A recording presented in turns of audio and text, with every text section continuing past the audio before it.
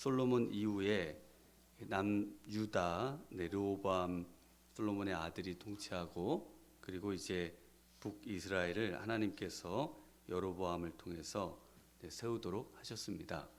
이 남과 북이 나뉘어지게 되는 결정적인 이유 역시 하나님의 말씀을 떠나서 이제 살았던 그 솔로몬의 잘못된 신앙 때문에 결국은 이렇게 나뉘어지게 되었죠. 근데 오늘 이 여로보암이 이제 새롭게 하나님의 말씀에 의해서 나라를 받지만, 그러나 이제 또 역시 하나님을 떠나게 되는 그런 신앙의 모습을 볼 수가 있습니다. 여로보암이 그 이제 나라 북이스라엘을 세우면서 가장 먼저 나라의 수도를 정하는데, 그 수도를 어디다 정하는가 하면은 25절에 보면은 에브라임 산지에 세겜을 건축하고, 이 세겜이 이제 이 북이스라엘의 수도가 됩니다. 그래서 수도를 어디에다 정하는가 하는 것은 이제 이 나라의 정통성에 있어서 가장 중요하지 않습니까? 왜 세겜에다가 이 수도를 정했는가? 하나님께서 이제 모세를 지도자로 삼으시고, 그리고 모세를 통해서 이스라엘 백성들을 애굽에서 인도해 내셨죠. 그리고 나서 여호수아를 통해서 이제 계속 이스라엘 백성들을 요단강을 건너게 하고 또 가나안 땅을 점령하게 하시면서, 모세와 여호수아에게 이제 어디에서 그 하나님의 축복과 저주의 말씀을 하게 하는가 하면은 바로 이 세겜입니다. 그리고 그래서 이 세겜에서 다시 여호수아가 죽을 때 이스라엘 백성들과 언약을 맺으면서 나와 내 집은 영원히 하나님을 섬기겠다. 너희도 섬길 자를 택하라. 이렇게 이제 권하고, 그리고는 그곳에서 이스라엘 백성들과 언약을 맺는데요. 이 여호수아, 모세의 후계자였던 여호수아의 정통성을 바로 이 여로보암이 가져오는 겁니다. 그래서 이 여호수아가 바로 이 에브라임 지파의 사람이고, 또 지금 여로보암도 어느 지파 사람입니까? 역시 동일하게 에브라임 지파의 사람이죠. 그 앞에 보면 나옵니다. 그 가령 11장 26절에 보면 솔로몬의 신하 르바스의 아들 여로보암이 또한 손을 들어 왕을 대적하였으니 그는 에브라임 족속인 스레다 사람이요 그의 어머니 이름은 수루아이니 과부더라. 그래서 에브라임 족속이라 이렇게 나옵니다. 그래서 이곳에서 이 사무엘의 전통, 그리고 사무엘도 에브라임 지파의 사람입니다. 그러니까 이 하나님의 어떤 그 영적인 지도자의, 또 하나님의 그런 또 세우시는 사람들의 어떤 전통에 따라서 바로 이 세겜에다가 이곳에서 또 수도를 정하죠. 그리고 난 다음에 또 거기서 나가서 분우엘을 건축했다라고 되어 있습니다. 이 분우엘은 어디에 있는가 하면은 그 요단 저편 길르앗 땅에 있습니다. 그래서 이 길르앗 땅에 이 산성을 건축했다라는 것은요, 이 길르앗이 그 압살롬의 반역 때에도 압살롬에게 붙지를 않고 다윗을 끝까지 추종했던 그 땅이 길르앗입니다.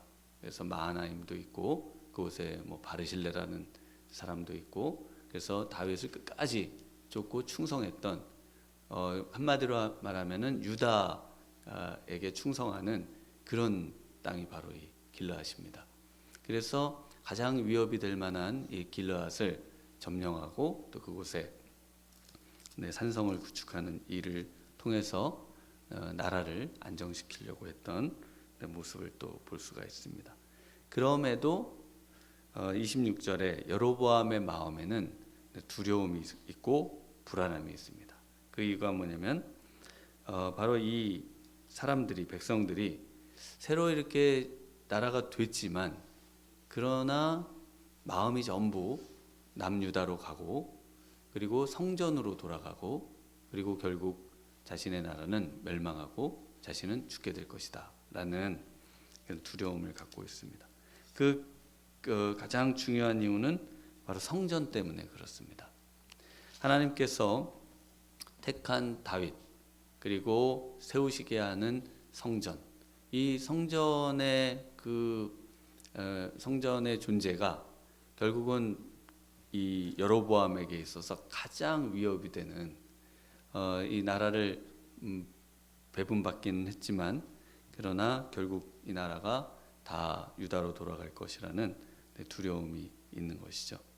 그래서 이 한 정책이 바로 이 성전에 상응하는 대용품, 대용품으로 이제 27절에 그 마음을 표현하고요. 28절에 계획하고 뭘 만듭니까? 두 송아지를 만듭니다. 그런데 이 두 금송아지, 이 금송아지는 가나안 바알 신앙의 어떤 상징이거든요. 송아지. 그런데 이 출애굽 당시에 이 금송아지를 만듦으로 인해서 이스라엘 백성들이 하나님께 우상을 범한 그런 경력이 있지 않습니까? 그러니까 이 송아지를 만든다는 것에 굉장히 민감하고 또 이것이 우상 숭배일 것을 알 것이라고 우리는 생각을 할 수 있는데, 그런데 금송아지를 만들고 무리에게 28절에 우리 한번 같이 읽어볼까요? 이에 계획하고 두 금송아지를 만들고 무리에게 말하기를 너희가 다시는 예루살렘에 올라갈 것이 없도다. 이스라엘아, 이는 너희를 애굽 땅에서 인도하여 올린 너희의 신들이라 하고, 그렇게 말하고 하나는 베델에 그리고 하나는 단에 둡니다. 그리고 30절을 한번 읽어보겠습니다. 이 일이 죄가 되었으니 이는 백성들이 단까지 가서 그 하나에게 경배함이더라. 그래서 이 무리 이스라엘 백성들이 그곳에 가서 경배를 했습니까? 안 했습니까? 경배를 하죠. 만약에 정말 깨어있는 신앙이라면 이것이 잘못됐다고 인식을 하고 또 이것은 성경에 근거해서 잘못됐다는 것을 알아차리고 그리고 그것을 규탄하든지 해야 할 텐데, 백성들이 무리들이 그것을 받아들이고 그리고 그곳에 가서 그 금송아지에게 경배하는 그 과거에 범했던 우상 숭배의 죄를 동일하게 범하고 있는 것을 볼 수가 있습니다. 이스라엘 백성들이 왜 단에 갔는가? 이 단에 지금도 아직도 그 유적이 남아 있습니다. 그 제단 터, 또 금송아지를 두었던 터, 뭐 이런 것들이 남아 있거든요. 근데 거기가 이제 그 헐몬산 2,800m가 넘는 그 웅장한 그 산 아래에 그게 있습니다. 굉장히 멋있고 또 아름답고 한 곳이죠.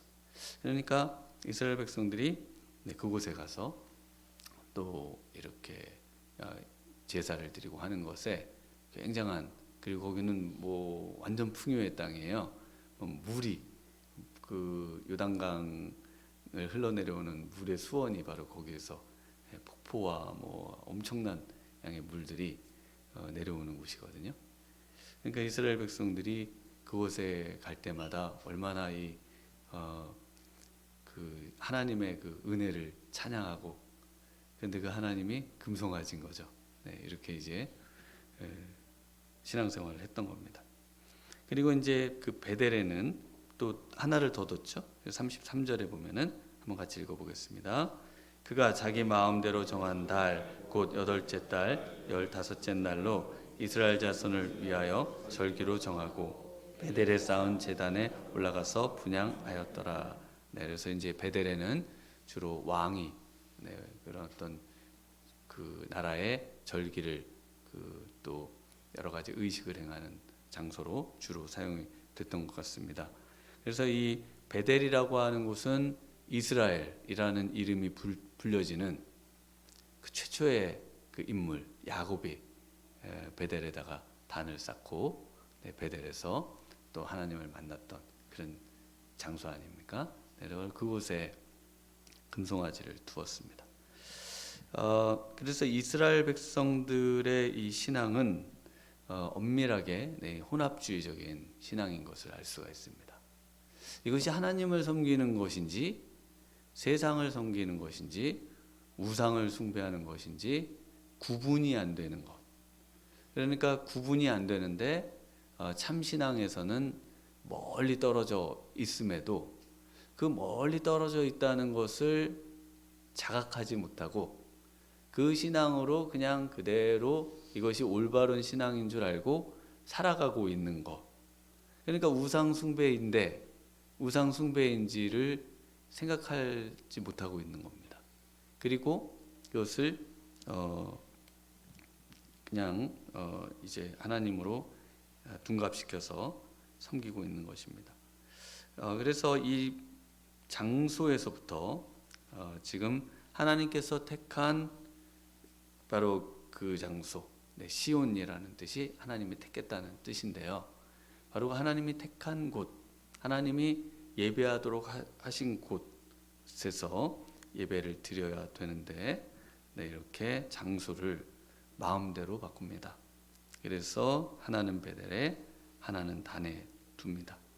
또 어떤 또 모습을 보이는가 하면은 31절에 보면 또 산당들을 짓고 레위 자손 아닌 보통 백성으로 제사장을 삼고, 산당에서 이제 하나님께서는 제사하지 않도록 그리고 오히려 성전에서 예배하고 성전을 향해 예배하도록 그렇게 명하셨으나 산당을 짓고 또 하나님께서 세운 그 제사장들 레위 지파의 그 가계를 따라 대제사장과 제사장들을 삼아야 되는데 이 보통 백성으로 제사장을 삼고 있습니다.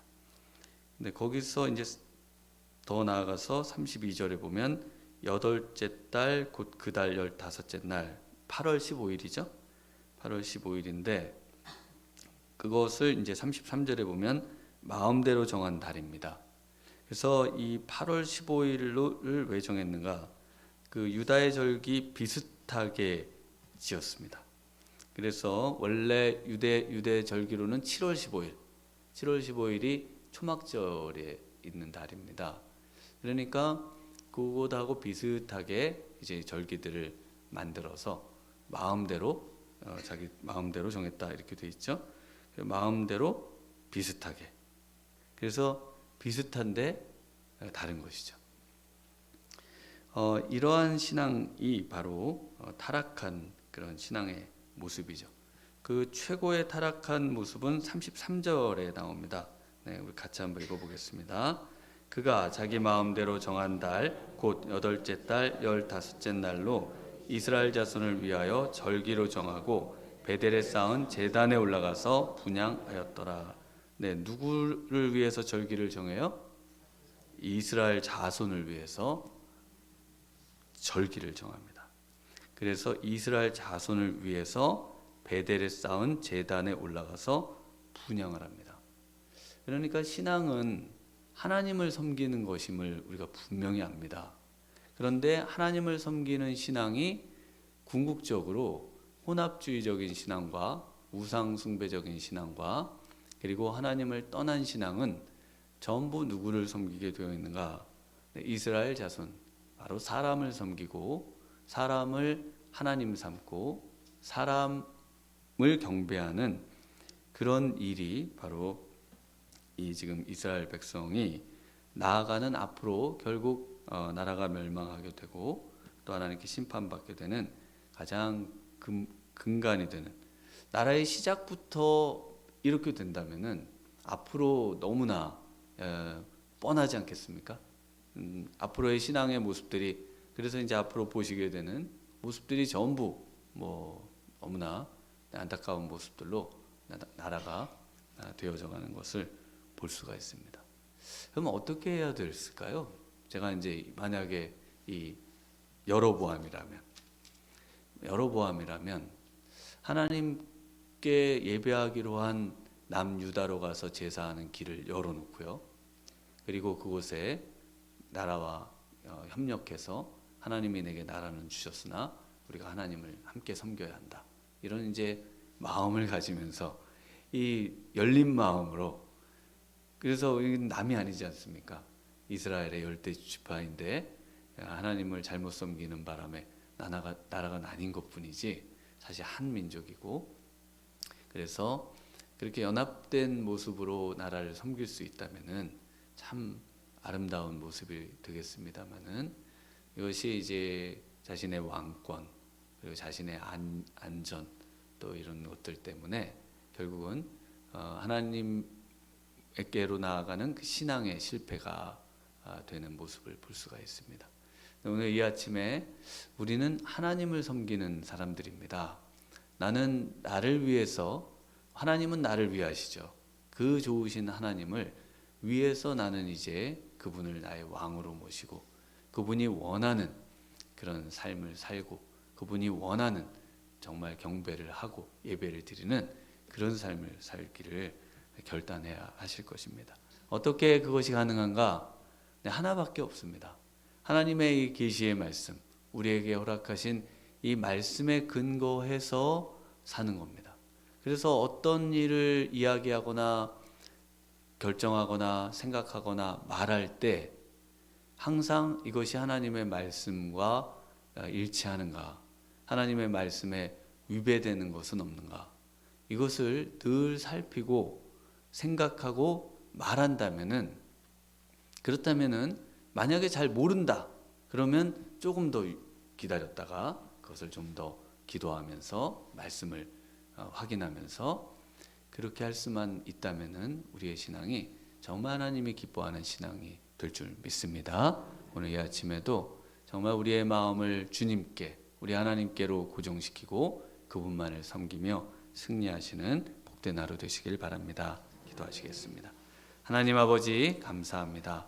오늘 이 아침 또 여로보암이 우리 하나님을 떠나고 우리 하나님의 마음을 불쾌하게 만들고 또 우상 숭배하며 또 그래서 많은 이스라엘 백성들로 하여금 하나님을 떠나 우상 숭배의 길로 나아가고 혼합주의적인 신앙생활로 나아가고 자신들을 섬기는 신앙으로 나아가도록 만드는 그 큰 죄를 보게 됩니다.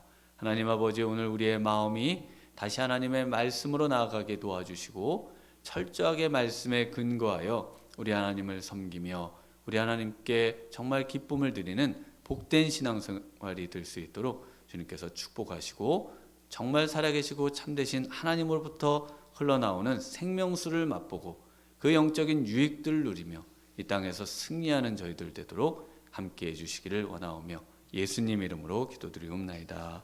아멘.